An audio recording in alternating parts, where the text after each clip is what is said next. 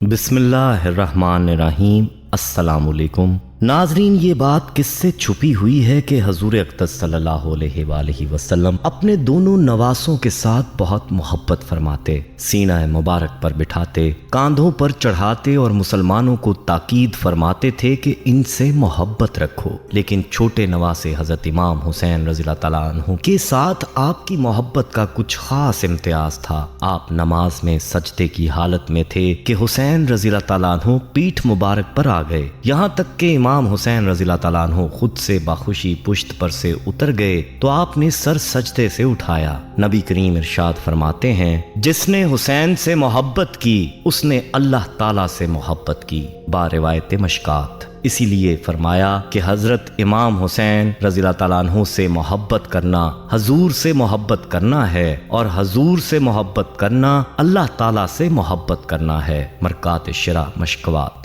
ناظرین، ویسے تو امام حسین رضی اللہ تعالیٰ عنہ کی شان اور عظمت کے حوالے سے احادیث کو اکٹھا کیا جائے تو یہ بہت ساری احادیث ہیں، لیکن آج کی ویڈیو میں ہم آپ کو آپ رضی اللہ تعالیٰ عنہ کی شان کے بارے میں بتانے کے ساتھ یہ بھی بتائیں گے کہ آپ کو کس جگہ پر اور کیسے شہید کیا گیا، اور حضور اقدس صلی اللہ علیہ وآلہ وسلم نے آپ کی شہادت کے بارے میں اپنی زندگی میں کیا پیشین گوئیاں فرمائی تھیں۔ اس بارے میں تفصیل جاننے کے لیے ویڈیو کو آخر تک لازمی دیکھیے گا۔ ناظرین، اس سے قبل کہ ہم اصل موضوع کی جانب بڑھیں، آپ سے درخواست ہے کہ اگر آپ ہمارے چینل مکتب ٹی وی کی ویڈیو پہلی بار دیکھ رہے ہیں اور ابھی تک آپ نے ہمارا چینل سبسکرائب نہیں کیا تو ابھی ہمارا چینل سبسکرائب کریں اور ساتھ ہی لگے بیل کے بٹن کو بھی پریس کریں تاکہ آپ کو مستقبل میں ہماری اپلوڈ ہونے والی مزید ویڈیوز کا نوٹیفیکیشن ملتا رہے۔ ناظرین، یاد رہے کہ امام حسین رضی اللہ تعالیٰ عنہ کی شہادت کے بارے میں آپ صلی اللہ علیہ وآلہ وسلم کو پہلے ہی اطلاع فرما دی گئی تھی، اور یہی وجہ ہے کہ ذخیرہ احادیث میں ایسی روایات ملتی ہیں کہ جن میں آپ صلی اللہ علیہ وآلہ وسلم نے اپنی زندگی مبارک ہی میں امام حسین رضی اللہ تعالیٰ عنہ کی شہادت کا ذکر فرمایا تھا۔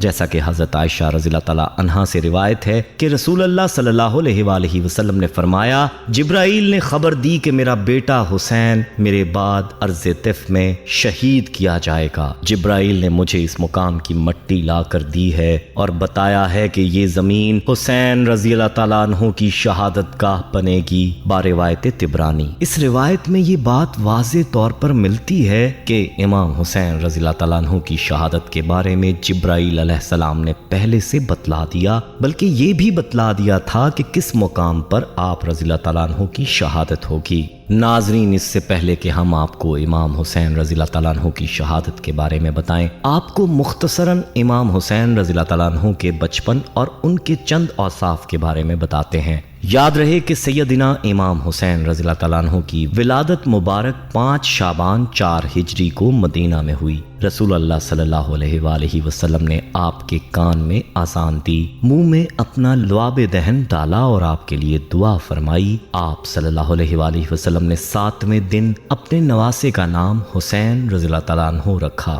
عقیقہ کیا اور سر کے بال منڈوا کر ان کے برابر چاندی صدقہ کی، باروایت مستدرک حاکم۔ یاد رہے کہ امام حسن اور امام حسین رضی اللہ تعالیٰ عنہما کی پرورش آقائے نعمت صلی اللہ علیہ وآلہ وسلم کی گود میں ہوئی۔ ظاہر سی بات ہے، وہ ہستی جس کو اللہ تعالیٰ نے دنیا کو راہ راست پر لانے کے لیے رسول بنا کر بھیجا، آپ صلی اللہ علیہ وآلہ وسلم کی نگہداشت میں جو بچہ پلے گا بڑھے گا، اس کی تربیت کے کیا انداز ہونے چاہیے، اس کا اندازہ لگانا مشکل نہیں۔ رحمت عالم امام حسین رضی اللہ تعالیٰ عنہ سے بہت محبت فرماتے، اور آپ صلی اللہ علیہ وآلہ وسلم نے حضرت امام حسین رضی اللہ تعالیٰ عنہ کی خود تربیت فرمائی تھی۔ پیغمبر اسلام دونوں بچوں کی پرورش میں لگے رہتے تھے۔ آپ ہی کے گہوارہ میں آپ دونوں پروان چڑھے تھے، ایک طرف نبی آخر الزماں جن کی زندگی کا مقصد ہی اخلاق انسانی کی تکمیل تھی، جیسا کہ حدیث میں ہے، حضرت انس بن مالک رضی اللہ تعالیٰ عنہ سے روایت ہے، کہا رسول اللہ صلی اللہ علیہ وآلہ وسلم تمام انسانوں میں سب سے زیادہ خوبصورت اخلاق کے مالک تھے،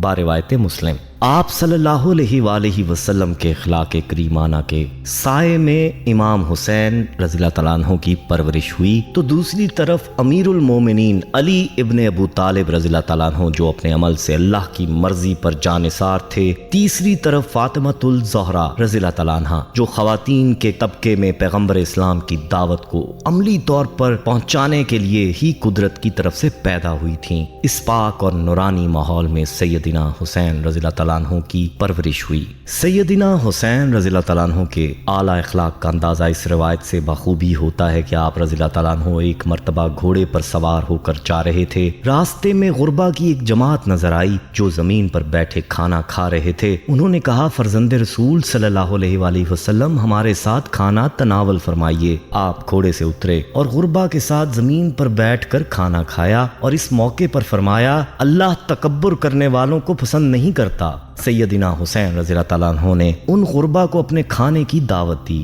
دوستو، یاد رہے کہ امام حسین رضی اللہ تعالیٰ عنہ استقامت کا پہاڑ تھے، شجاعت کی مثال تھے۔ آپ رضی اللہ تعالیٰ عنہ نے باطل کے سامنے جھکنے سے انکار کیا اور آخری دم تک باطل کا مقابلہ کرتے کرتے جام شہادت نوش فرمایا۔ آپ کا آخری مسکن کربلا ٹھہرا، جہاں پر آپ کی زندگی کے آخری دن گزرے۔ آپ کی زندگی کا آخری کھانا، آپ کی زندگی کی آخری نمازیں اور آپ کی زندگی کی آخری سانسیں کربلا ہی کی سرزمین پر گزری۔ کہتے ہیں کہ حضرت حسن رضی اللہ تعالیٰ عنہ کی وفات کے بعد معاویہ نے خلفائے راشدین کے برعکس خلافت کو وراثت بنا دیا اور اپنے بیٹے یزید کو خلیفہ بنا لیا، اور لوگوں کو 49 ہجری میں یزید کی بیعت کرنے کے لیے بلایا۔ مسلمانوں نے اس فیصلے کو ناپسند کیا اور سخت اختلاف کا اظہار کیا۔ لوگوں کو یزید کے مشاغل کا علم تھا۔ ابن کثیر لکھتے ہیں کہ اگرچہ یزید میں سخاوت، مروت، فصاحت بیانی اور شعر گوئی جیسی خوبیاں بھی تھیں، مگر وہ شراب نوش کرتا تھا، ناچ گانے میں دلچسپی لیتا۔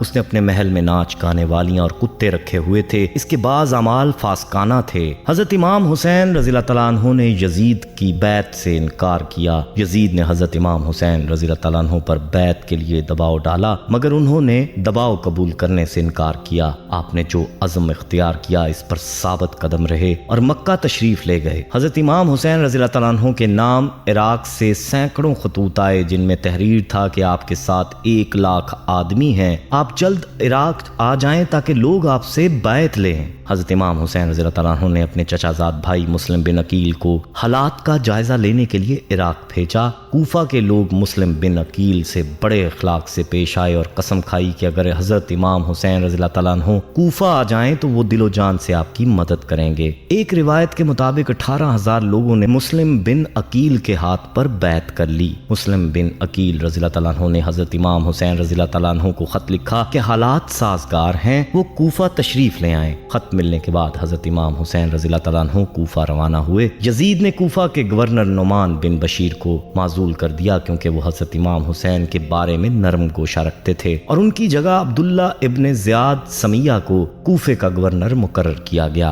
ابن زیاد نے عمر بن سعد کو حضرت امام حسین کے پاس بھیجا اور ان کو یزید کی بیعت کا مشورہ دیا۔ حضرت امام حسین رضی اللہ تعالیٰ عنہ نے فرمایا کہ مجھے واپس جانے دو، یزید کے پاس لے چلو تاکہ اس سے مکالمہ کروں۔ اگر دونوں شرطیں منظور نہ ہوں تو ترکوں کی جانب جانے دو تاکہ ان کے خلاف جہاد کر کے شہادت کا رتبہ حاصل کروں۔ حضرت امام حسین رضی اللہ تعالیٰ عنہ کا پیغام ابن زیاد کو پہنچایا گیا، مگر اس نے اپنے ساتھیوں کے مشورے کے بعد تینوں شرطیں مسترد کر دیں اور بیعت کا مطالبہ کیا۔ ابن زیاد نے عمر بن سعد کو حکم دیا کہ حضرت امام حسین رضی اللہ تعالیٰ عنہ اور ان کے ساتھیوں کو پانی لینے سے روک دیا جائے۔ حضرت امام حسین نے جب دیکھا کہ وہ محاصرے میں آ گئے ہیں اور ابن زیاد کے ارادے درست نہیں ہیں، تو آپ نے 9 محرم کو چراغ گل کر دیے اور خطبہ دیا اور اپنے عزیز و اقارب اور رفقا سے کہا کہ یزید کو صرف ان سے دشمنی ہے، لہٰذا جو لوگ واپس جانا چاہیں وہ چلے جائیں۔ قافلے میں شامل سب لوگوں نے واپس جانے سے انکار کر دیا اور آخری دم تک حضرت امام حسین رضی اللہ تعالیٰ عنہ کا ساتھ دینے کا فیصلہ کیا۔ کہتے ہیں کہ سیدنا حسین رضی اللہ تعالیٰ عنہ نے اندھیرا اس لیے کیا تاکہ جو لوگ واپس جانا چاہیں ان کو ندامت نہ ہو۔ حضرت امام حسین رضی اللہ تعالیٰ عنہ کے ساتھ 72 74 آدمی تھے۔ کربلا کے میدان میں انسانی تاریخ کا المناک سانحہ پیش آیا۔ 10ویں محرم عاشورہ کے روز حضرت امام حسین اپنے گھوڑے پر سوار ہوئے اور قرآن ہاتھ میں لے کر خطبہ ارشاد فرمایا، جس میں انہوں نے بتایا کہ وہ رسول اللہ صلی اللہ علیہ وآلہ وسلم کے نواسے اور امیر المومنین حضرت علی رضی اللہ تعالیٰ عنہ کے فرزند ہیں۔ یزیدی فوج پر ان باتوں کا کچھ اثر نہ ہوا اور شمر نے قافلہ حسین پر حملہ کر دیا۔ حضرت امام حسین رضی اللہ تعالیٰ عنہ کے رفقا باری باری لڑتے ہوئے شہید ہوتے گئے اور آخرکار حضرت امام حسین کو بھی محرم کے مہینے 61 ہجری یوم عاشور جمعے کو شہید کر دیا گیا۔ اس وقت آپ کی عمر مبارک 54 سال تھی۔ اللہ پاک سے دعا ہے کہ اللہ پاک امام حسین رضی اللہ تعالیٰ عنہ کی درجات کو بلند فرمائے اور جنت میں ہمیں آپ رضی اللہ تعالیٰ عنہ کا ساتھ نصیب فرمائے، آمین۔ ناظرین، ہم یہ امید کرتے ہیں کہ آپ کو ہماری آج کی یہ ویڈیو ضرور پسند آئی ہوگی۔ اگر آپ کو ہماری آج کی یہ ویڈیو پسند آئی ہے تو سب سے پہلے تو اس ویڈیو کو لائک کریں اور اپنی رائے کا اظہار کامنٹ سیکشن میں کریں، اور آپ سے ایک بار پھر درخواست ہے کہ آپ ہمارے چینل مکتب ٹی وی کو ضرور سبسکرائب کر لیں اور ساتھ ہی لگے گھنٹی کے بٹن کو بھی کلک کریں تاکہ آپ کو ہماری آنے والی مزید ویڈیوز کا نوٹیفیکیشن ملتا رہے۔ اللہ تعالیٰ آپ کا اور ہمارا حامی و ناصر ہو۔